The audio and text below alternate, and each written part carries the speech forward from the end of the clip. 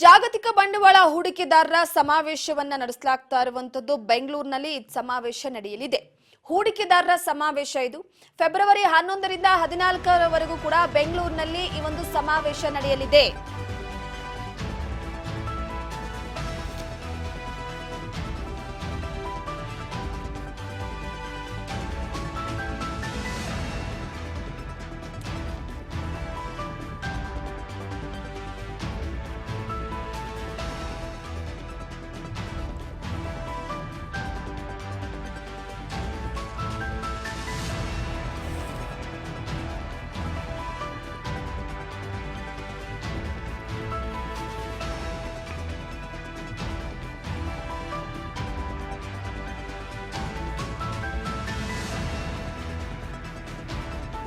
ಕೇಂದ್ರ ಸಚಿವ ವಿ ಸೋಮಣ್ಣ ಅವರನ್ನ ಎಂಬಿಪಿ ಭೇಟಿಯಾಗಿರುವಂಥದ್ದು.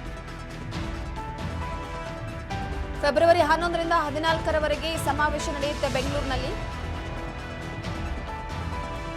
ಎಂಬಿಪಿ ಸಮಾವೇಶದ ಹಿನ್ನೆಲೆಯಲ್ಲಿ ಸಚಿವರನ್ನ ಕೇಂದ್ರ ರೈಲ್ವೆ ಖಾತೆಯ ರಾಜ್ಯ ಸಚಿವರು ವಿ ಸೋಮಣ್ಣ ಅವರನ್ನ ಭೇಟಿ ಮಾಡಲಾಗಿದೆ.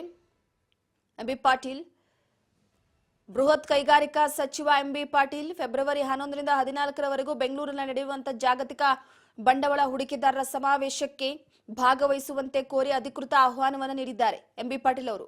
ಈ ವೇಳೆ ಕೈಗಾರಿಕಾ ಇಲಾಖೆ ಆಯುಕ್ತೆ ಗುಂಜನ್ ಕೃಷ್ಣ ಸೇರಿದಂತೆ ಅಧಿಕಾರಿಗಳು ಉಪಸ್ಥಿತಿ ಇದ್ರು.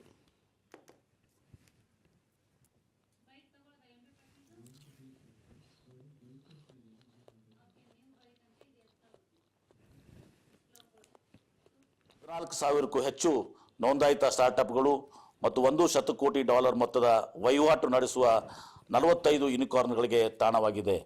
ಭಾರತದ ನವೋದ್ಯಮ ರಾಜಧಾನಿ ಎಂಬ ಹೆಮ್ಮೆಗೆ ಪಾತ್ರರಾಗಿರುವ ಬೆಂಗಳೂರು ಜಾಗತಿಕವಾಗಿ 3ನೇ ಸ್ಥಾನದಲ್ಲಿದ್ದು, ಈ ಮೂಲಕ ನಾವೀನ್ಯತೆಯ ಶಕ್ತಿ ಕೇಂದ್ರವಾಗಿ ತನ್ನ ಸ್ಥಾನವನ್ನು ಭದ್ರಪಡಿಸಿಕೊಂಡಿದೆ. ನವೋದ್ಯಮಗಳಿಗೆ ಆರಂಭಿಕ ಹಂತದಲ್ಲಿ ನೆರವಾಗುವ 144 ಇನ್ಕ್ಯುಬೇಟರ್ಸ್ ಅಂಡ್ ಎಕ್ಸಲೇಟರ್ಸ್ ಸಂಸ್ಥೆಗಳು ಮತ್ತು 1500ಕ್ಕೂ ಹೆಚ್ಚು ವೆಂಚರ್ ಕ್ಯಾಪಿಟಲ್ ಹೂಡಿಕೆ ಸಂಸ್ಥೆಗಳು ಬೆಂಗಳೂರಿನಲ್ಲಿ ಕಾರ್ಯನಿರ್ವಹಿಸುತ್ತಿವೆ. ರಾಜ್ಯದಲ್ಲಿ ಉದ್ಯಮ ಹಾಗೂ ಸರ್ಕಾರದ ನಡುವಿನ ಯಶಸ್ವಿ ಪಾಲುದಾರಿಕೆ, ಉದ್ಯಮಶೀಲತೆಯ ಉತ್ಸಾಹ ಮತ್ತು ಜಾಗತಿಕ ಬೃಹತ್ ಕಂಪನಿಗಳ ಅತ್ಯಾಧುನಿಕ ಸಂಶೋಧನೆ ಮತ್ತು ಅಭಿವೃದ್ಧಿ ಕೇಂದ್ರಗಳು ಕರ್ನಾಟಕದ ಯಶಸ್ಸನ್ನು ಮುನ್ನಡೆಸಲು ಕಾರಣವಾಗಿವೆ. ಫೆಬ್ರವರಿ 11ರಿಂದ 14ರವರೆಗೆ ನಡೆಯಲಿರುವ ಇನ್ವೆಸ್ಟ್ ಕರ್ನಾಟಕ 2025 ಜಾಗತಿಕ ಬಂಡವಾಳ ಹೂಡಿಕೆದಾರ ಸಮಾವೇಶದಲ್ಲಿ ಅಂತಾರಾಷ್ಟ್ರೀಯ ನವೋದ್ಯಮ ಸ್ಪರ್ಧೆ ವೆಂಚುರೈಸ್ ಮೂಲಕ ಅಂತಿಮಗೊಳಿಸಿರುವ ಸ್ಟಾರ್ಟ್ಅಪ್ಗಳನ್ನು ಪುರಸ್ಕರಿಸಲು ಎದುರು ನೋಡುತ್ತಿದ್ದೇವೆ.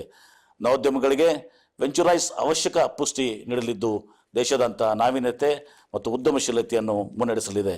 ಜಾಗತಿಕ ಬಂಡವಾಳ ಹೂಡಿಕೆದಾರರ ಸಮಾವೇಶದ ಮೂಲಕ ರಾಜ್ಯದ ಪ್ರಗತಿಗೆ ವೇಗ ನೀಡಲಿದ್ದು, ಭವಿಷ್ಯವನ್ನು ರೂಪಿಸುವ ನಿಟ್ಟಿನಲ್ಲಿ ನಮ್ಮ ಜೊತೆ ತಾವೆಲ್ಲರೂ ಕೈ ಜೋಡಿಸುವಂತೆ ಕೋರುತ್ತೇನೆ.